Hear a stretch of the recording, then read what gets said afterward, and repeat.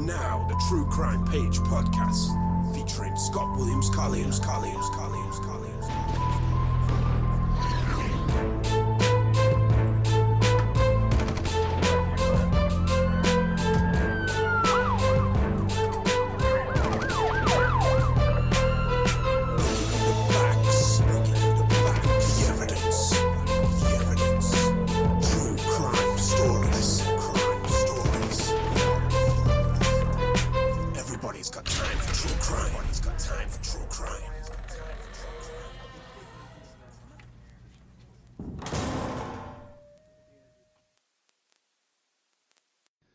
Hello and welcome to the True Crime Page podcast. As always, I'm your host Scott Williams Collier.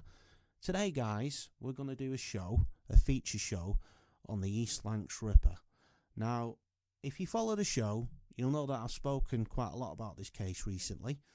I wrote several blogs on the case. I will put the links up for those in the information on the YouTube video once it's up on YouTube later on. I also had published author Chris Clark on a couple of months ago, and we discussed his thoughts on the case and the painstaking research that he's been undertaking since 2014 and who he believes is the East Lancs Ripper. We'll talk about that a little bit later on in the show. Now, the reason I'm so interested in this case is two of the murder victims are associated with my hometown of Leigh. One of them was dumped just outside Leigh on Winnick Lane in Lowton, a couple of miles away from Pennington Flash. And the other one, a couple of years later, was dumped in Pennington Flash Lake on the west side of the lake near Slag Lane Car Park in Leigh. And I vividly remember these crimes as a young lad. They were in all the national newspapers and on the TV. And they really did shock the nation and terrify the local communities. And they were really horrible, brutal crimes. And they're still unsolved to this day. Now, what I want to do, I want to go through the crimes, the three main crimes that are attributed to the East Lancs Ripper case. I'm going to tell you who the victims were, what happened to them, when it happened. So we'll go through it all in chronological order. And then once we've done that, I want to talk about four of the main suspects and give you a little bit of information about the four main suspects that have been linked to the East Lancs Ripper case. Now, I'm not going to go into great detail about the suspects.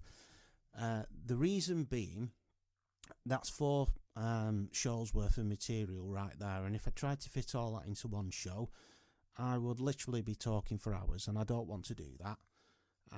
I want to try and keep these shows, somewhere between 20 minutes to 45 minutes, I think is long enough.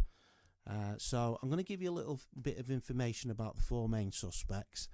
I also don't want to give too much away because I am actually planning on writing a book on the East Lancs Ripper case.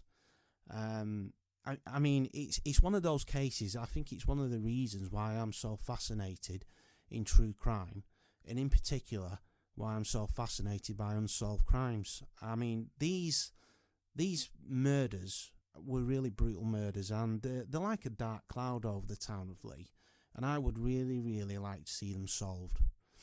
I mean, what I want to do is I want to write something that is insightful, something that's accurate, and something that helps to raise the profile of these crimes.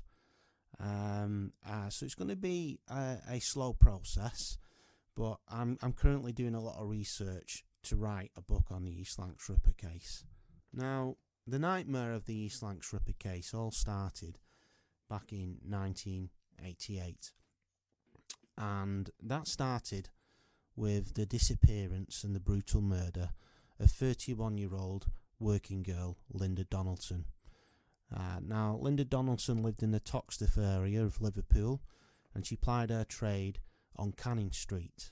Now, she was seen by a police officer on the 17th of October in the evening, round about 11 o'clock, and then later on in the early hours, she was last seen by a friend and fellow prostitute who was getting in a taxi at the time to head back home. She witnessed Linda approaching a dark car that was pulling into Canning Street. That was around about 1:30 a.m. in the morning, and that was the last time that anybody would ever see Linda Donaldson alive again. Now, later on that day, in the afternoon, an elderly couple pulled over on the remote road of Winnick Lane in Loughton, a short journey just outside Leigh. The couple had stopped to stretch their legs and get some fresh air. While they were there, they discovered the naked body of Linda Donaldson dumped in a farmer's field not far from the road. They obviously alerted the police to their terrifying discovery. When the police arrived, they discovered that Linda had been horribly mutilated. This was a really horrible, nasty murder. An attempt had been made to cut off her head. Both her breasts had been removed, and she'd been stabbed 10 times. 2 stab wounds to the back, which had killed her, and 8 other stab wounds around the body. Also, all her belongings, her jewellery, her earrings, her boots, her handbag, and all her clothing were missing. And the police also discovered that the murderer had also cleaned her body. So here we can see we're dealing with somebody who's very cold, very calculating, someone who's very organised, and someone who is forensically aware. There's no doubt that the dumping site would have been pre-arranged, and the individual who carried out these murders would have really thought about this. They'd have planned everything to make sure that, you know, they could commit this crime and get away with it. Now, earlier on that morning, around about 5:45 a.m, a dark maroon coloured Ford Granada was spotted parked at the location where Linda's body was discovered. It was said to have been still there over an hour later. The police did put a request out for the owner of that vehicle to come forward, but they never did. I think it's safe to say that that was probably the perpetrator's car that was parked there. Ken Clark, Detective Chief Superintendent Ken Clark of the Greater Manchester Police, said, "We are looking for a maniac, a sadistic killer who could strike again. The type of man who could do this to another human defies description." Now, this is something that makes me laugh a little bit, especially years ago. They don't tend to do it as much now. They describe these kinds of killers as maniacs. Nothing could be further from the truth. These are very cold, calculating individuals who have dark fantasies about hurting people and committing crimes like this, and everything's planned, everything's thought out. They're definitely not mentally ill or deranged. This is somebody who has a compulsion to take another person's life because they like the power and the control that it gives them over another person. Now, just over 2 years later, on Sunday the 6th of January in 1991, Detective Superintendent Ken Clark's worst fears came true, and that's when the dismembered body of 26-year-old prostitute Maria Requena turned up on Pennington Flash Lake. Her body was found by John Faulkner and his son, who were fishing on the lake that day. It's incorrectly reported quite a lot in today's articles about the case that it was 2 young people. It wasn't. It was John Faulkner and his son that found Maria Requena on Pennington Flash. Now, Maria had been strangled, and she had also been dismembered. Her body parts had been placed in 5 bin bags, and then the bags had been placed into a mattress cover, and she'd been transported to Pennington Flash and deposited on the west side of the lake near Slag Lane car park. Now, Maria's murder has never been forensically linked to Linda Donaldson's murder, but I know a lot of people, including myself, really do believe that this is the same perpetrator. It's too much of a coincidence for me. Here you have 2 working girls, one from Manchester, one from Liverpool, at both ends of the East Lancashire Road, who have been picked up in a busy urban area, abducted, taken somewhere, murdered, and then deposited in a quiet rural area and had all their belongings taken away from them. Because Maria also had all her belongings removed as well, the same as Linda Donaldson. Her jewellery, her bag, her clothes. And to me, that is too much of a coincidence. I truly believe that the same person is responsible for these murders. The last positive sighting of Maria was on New Year's Day in 1991, and that was by her friend and fellow prostitute Debbie.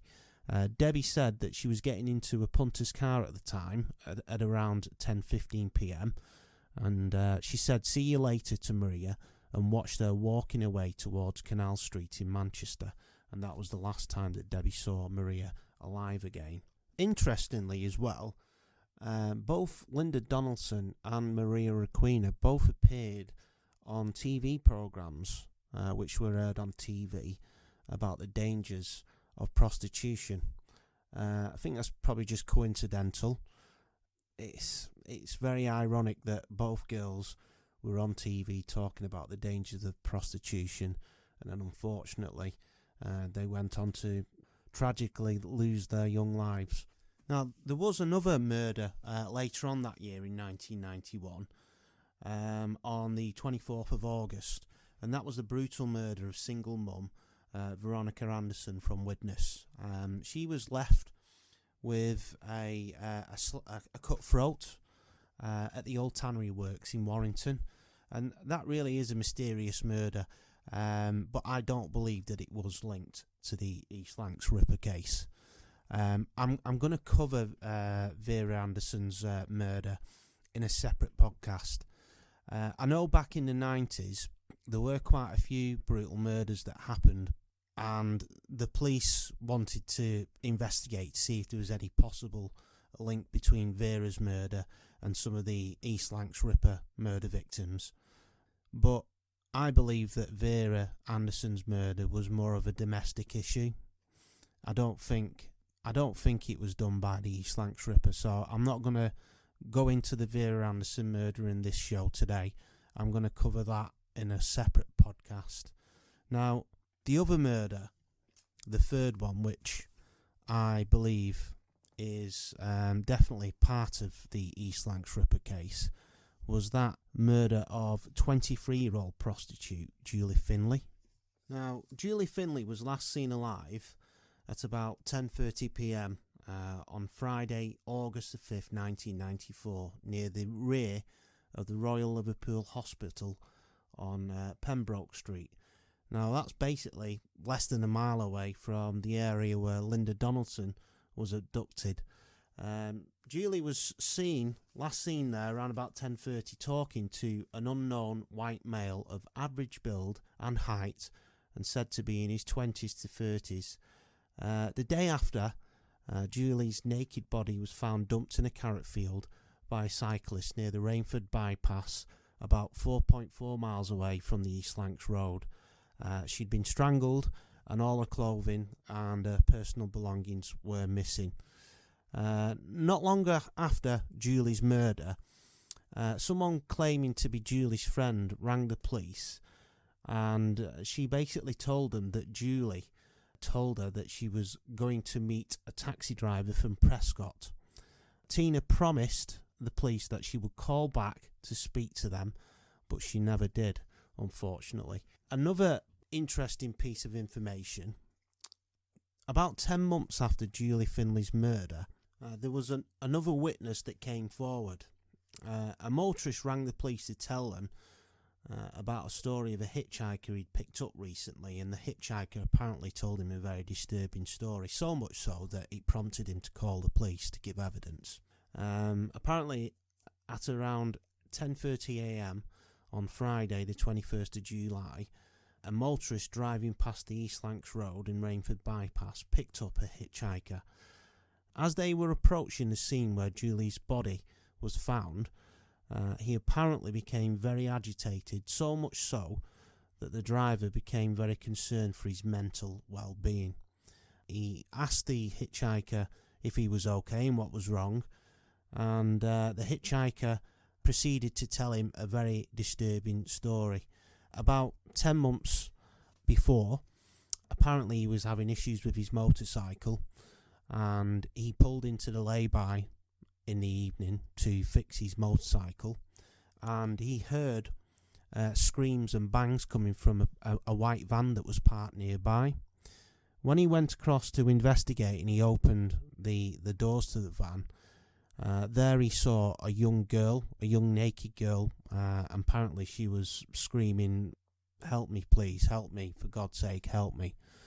It was at that moment that a white male approached him and told him to mind his own business. "This is my girlfriend," and told him in no uncertain terms to back away and get on your way now.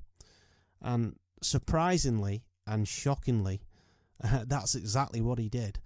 And as far as we're aware, he didn't even bother to ring the police as well. Now, the police took this piece of information so seriously that they did an appeal on the TV programme Crime Watch UK in 1995, and they asked this witness to come forward because they believed, with the information that he told the motorists, that he was really there. He only knew things apparently that the police knew. So they believed that he was the last person to see Julie Finlay alive, and they also believed that he's probably the only person who's got up close and personal and seen the killer face to face. And they wanted him to come forward to give evidence and to give a photo fit of the suspect. As with the witness, Tina, this gentleman also did not follow up and ring the police or visit the police. Now, I don't really know how to take this piece of information. I find it very unusual and very strange that someone would see something like that and not, at the very least, choose to run to a house and ring the police. You know, did he do it? Did he not contact the police later because he felt ashamed? Because he didn't do anything to help her? Possibly. But, I mean, there's no excuse. If this is a real witness and he's telling the truth, I just cannot understand for the life of me why he would, if he felt intimidated and frightened, why not go running to a house or nearby house and ring the police immediately? Just very, very strange behaviour. It really is.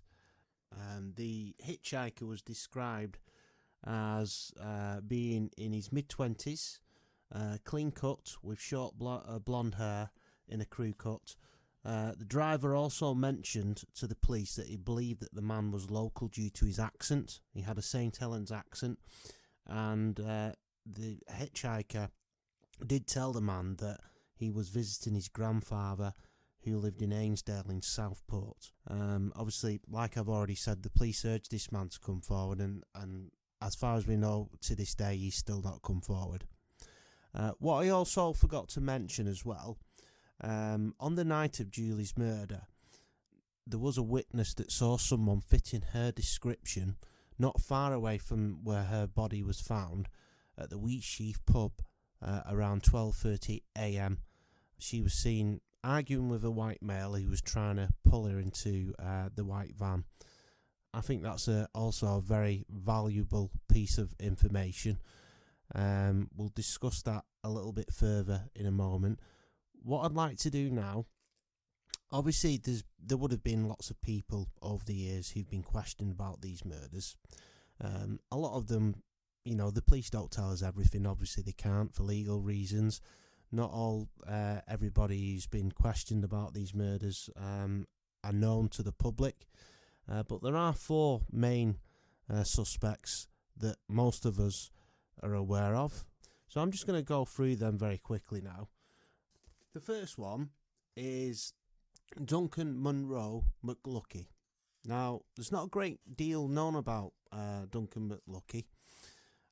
I've got a little bit of information from him from old newspaper reports, because I've been going through the newspaper archives recently doing research.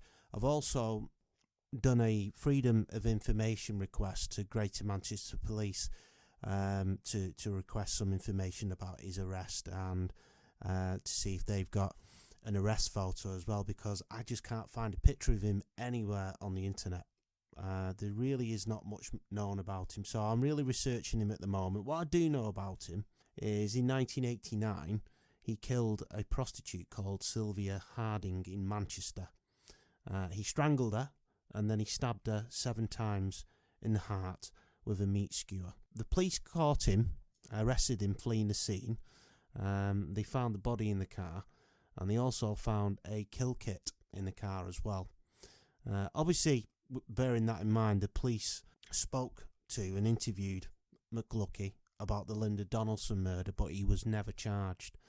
Now, if we're going to believe that all 3 murders, Linda Donaldson, Maria Christina Requena and Julie Finlay, were all killed by the same person, which I believe, then Duncan McLuckie, as interesting of a character he is, I don't believe he is the East Lancs Ripper. But rest assured, I am investigating his background and I'm trying to get as much information as I can, which I will be including in my book. The other suspect, another very interesting and disturbing character, is David Smith. Now, David Smith's a lorry driver, and he was acquitted of killing 1 prostitute and mutilating her and dumping her body. He got off with that, and then 6 years later he killed another young girl and mutilated her as well, and he's serving life in prison at the moment. He was in the late 90s questioned about the Linda Donaldson murder and the Requena murder, because they do fit his MO. He's a lorry driver. He would have been driving up and down the UK with his job, and he likes to use knives and mutilate and stab women. The police took plaster casts of his feet because they wanted to compare it to the footprints left at the murder scene at Pennington Flash. He was questioned about those murders, which apparently he wasn't very happy about. But again, he was never charged. They could never find any evidence to charge him with those murders. I don't believe he's the murderer either. I think he's a very interesting character, and I do believe he's a serial killer. I'm going to look more into his background, and I would not be surprised at all if David Smith has killed quite a few other women.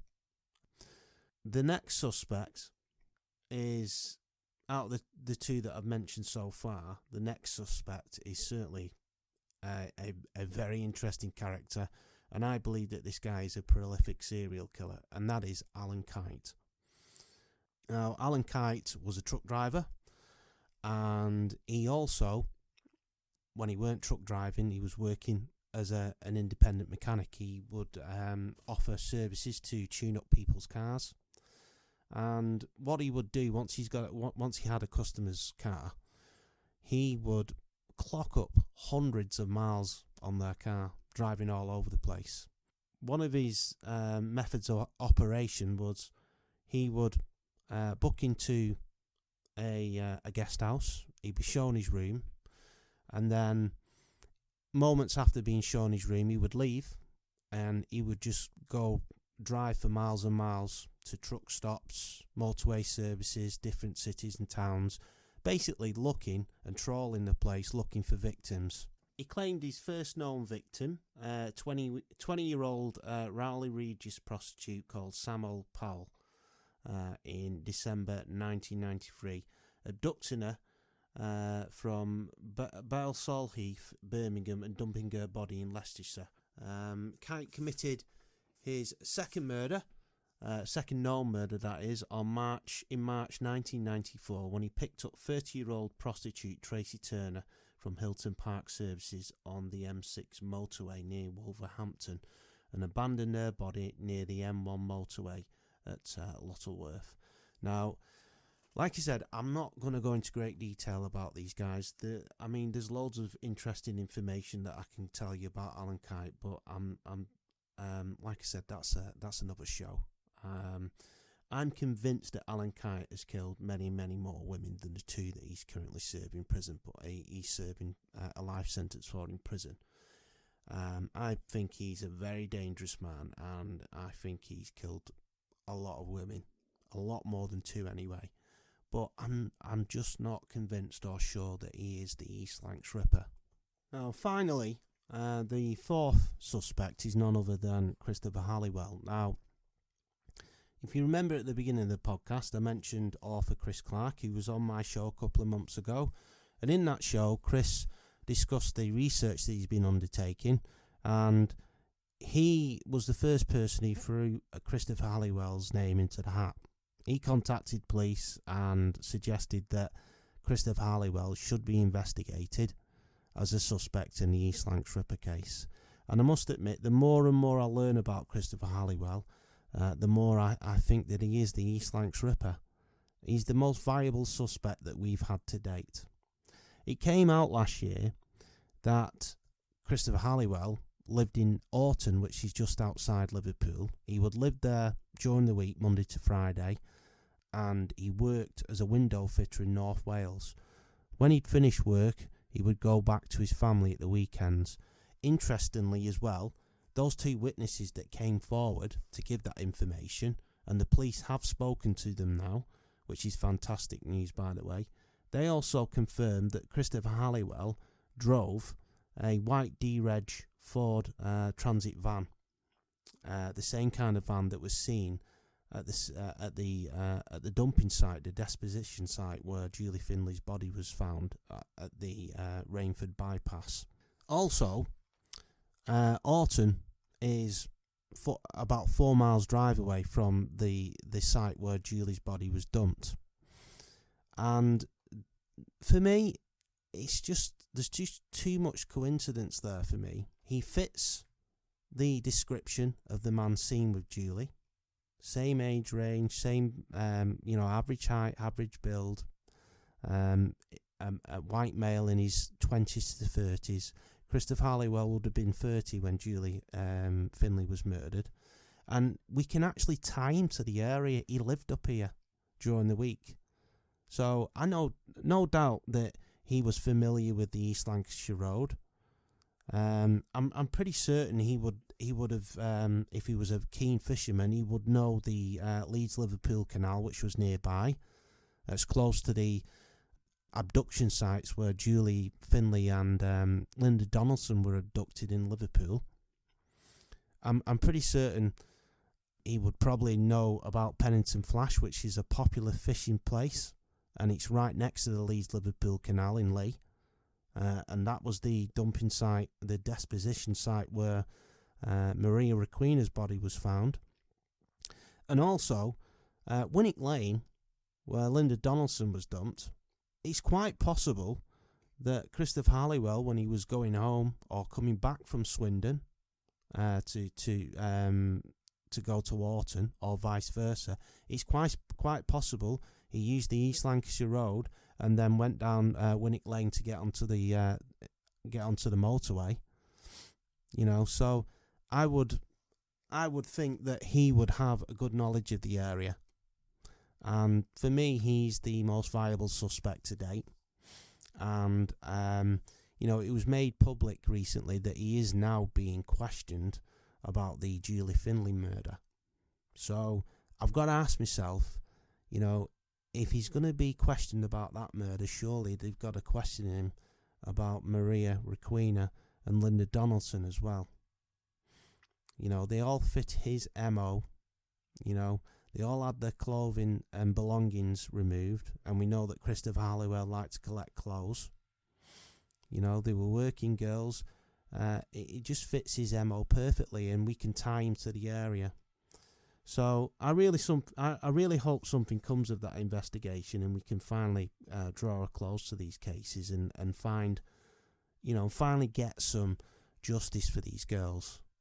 We can all be judgmental and say, well, they lived they took risks and lived a risky lifestyle. But at the end of the day, nobody deliberately and purposely sets out to go and work on the streets as a prostitute. You just don't. The only type of people who do things like that are people who are really desperate. And when you're desperate like that and you're vulnerable, unfortunately, people like that are preyed upon by the most sadistic people that we have in our nation. Anyway, that's it for today. I hope you enjoyed the show. Do me a favour, please share this show everywhere. I just want to raise the profile of these cases, and I want to keep it out in the public domain so people don't forget about it. Okay, I hope you enjoyed the show.